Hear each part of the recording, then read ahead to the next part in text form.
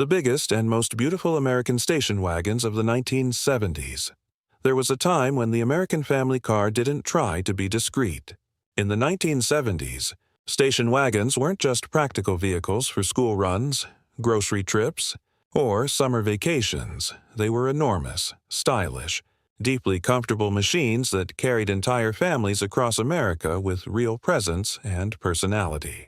This was the era when Detroit understood exactly what many buyers wanted: space, power, comfort, and a sense of occasion, even in a family car. The result was a generation of wagons that were not only useful, but in many cases genuinely elegant, luxurious, and unforgettable. 1.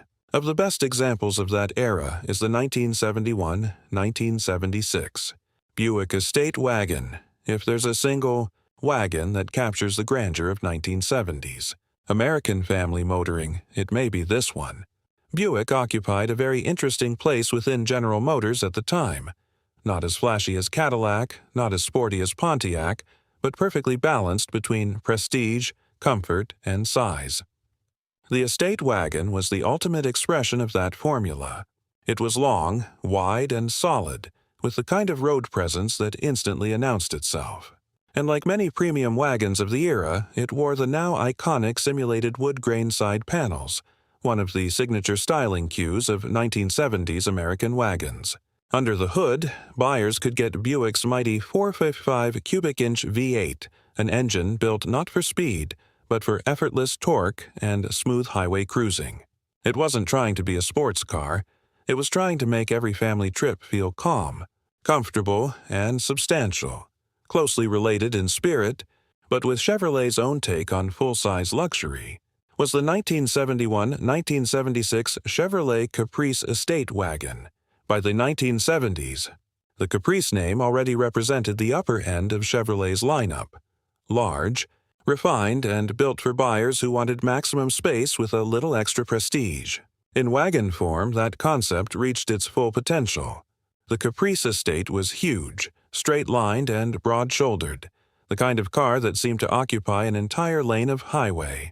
It could be ordered with several V8s, including the 400 small block and even the 454 big block, giving it the kind of low-end torque needed to move a truly massive family wagon with ease. It may not have been the rarest or most exclusive wagon of the decade, but it was one of the most representative. A car that perfectly defined what a big American family wagon was supposed to be. Then there was the 1970-1972 Oldsmobile Custom Cruiser, one of the most elegant full-size wagons of the early 1970s. Oldsmobile always had a slightly different identity inside GM, more refined than Pontiac, less extravagant than Cadillac, and often very tasteful in its styling. The Custom Cruiser reflected that perfectly. It was still a big, wide American wagon, but its proportions and lines were cleaner and more balanced than some of its rivals. There was a certain calm sophistication to it. Under the hood, Oldsmobile offered V8s like the 350 and the mighty 455, giving the car the kind of easy, torque-rich performance expected from a full-size wagon of the era. The Custom Cruiser may not have shouted for attention, but it had the sort of understated confidence that made it one of the most respected wagons in the GM family. No discussion of 1970s wagons is complete without the 1976-1978 Ford Ltd. Country Squire, because for many Americans, the Country Squire was the station wagon. Ford had been building the model since the late 1940s, and by the second half of the 1970s it had become one of the most recognizable family cars in the country. The Country Squire embraced everything people associate with classic American wagons.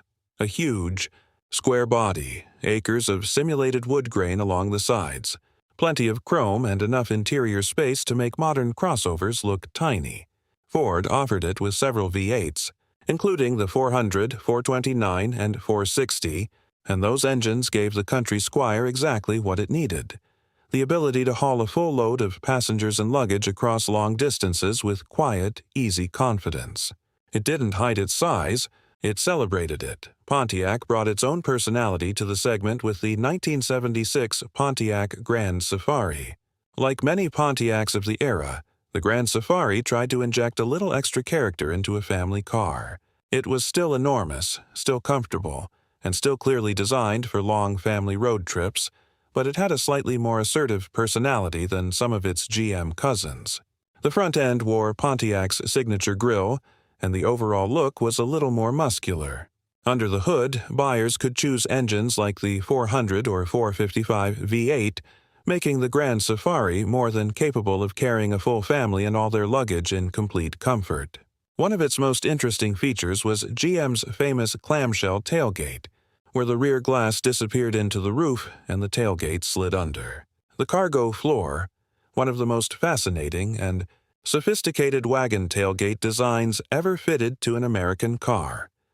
The list takes an especially interesting turn with the 1970 Chevrolet Chevelle wagon. Most people hear the name Chevelle and immediately think of the SS4 Fight 4, one of the great muscle cars of the era.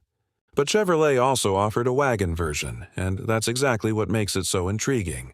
Unlike some of the larger wagons on this list, the Chevelle wagon still carried the visual DNA of Chevrolet's muscle car lineup.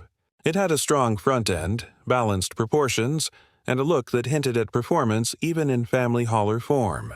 More importantly, it could be ordered with serious V8 power, including engines like the 350, 396, and even 454 in certain configurations.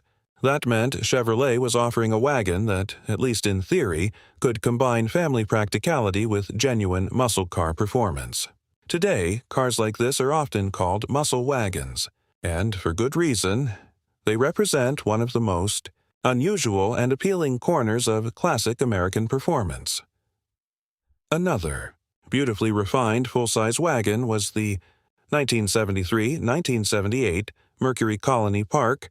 Mercury always sat in a unique spot within Ford's hierarchy, offering something more luxurious than a standard Ford without going all the way to Lincoln money. The Colony Park captured that role perfectly. It was long, elegant, and very well proportioned, with a premium look that made it feel more upscale than many ordinary family wagons. Like the Country Squire, it leaned heavily into woodgrain, chrome, and comfort, but it did so with a slightly more polished, upscale personality. Under the hood, buyers could get substantial V8 power, including the 400, 429, and 460, all designed to move the Colony Park's large body with relaxed confidence rather than aggressive speed. For families who wanted something just a little more refined than a Ford, the Colony Park was one of the best choices of the decade. Finally, there's the 1976-1977 Chrysler Town Country, one of the most prestigious wagons Chrysler built during the 1970s. The Town Country name had long been associated with elegant family cars, and by the second half of the decade it still represented Chrysler's most luxurious take on the station wagon formula. This was a wagon built for comfort above all else. Enormous, imposing, and clearly designed to cross entire states in complete ease. Under the hood, Chrysler offered engines like the 400 and the mighty 440 V8, both chosen not for drag strip heroics but for the kind of effortless torque that made these giant wagons such relaxed, long-distance cruisers. The Town Country wasn't trying to hide its size or pretend to be sporty. It was a true luxury wagon, designed to carry a family in comfort and style at a time when American automakers still believed a station wagon could feel almost as special as a luxury sedan. And that, in many ways, is what makes these 1970s wagons so fascinating today. They weren't just practical cars. They were highway giants, cars built around the idea that a family vehicle could be huge, comfortable, stylish, and full of character. They carried woodgrain trim, big V8 engines, thick seats, soft suspensions, and enough cargo space to handle almost anything. Some were elegant. Some were imposing. Some were surprisingly performance-oriented. But all of them reflected a time when the American family car wasn't afraid to take up space, physically or culturally. Today, these wagons feel like artifacts from another world. Modern family vehicles are faster, safer, more efficient, and more compact, but very few of them have the same visual drama or personality. That's why the great American station wagons of the 1970s still matter. They weren't just transportation. They were statements. rolling symbols of a time when comfort, scale, and road presence mattered just as much as practicality.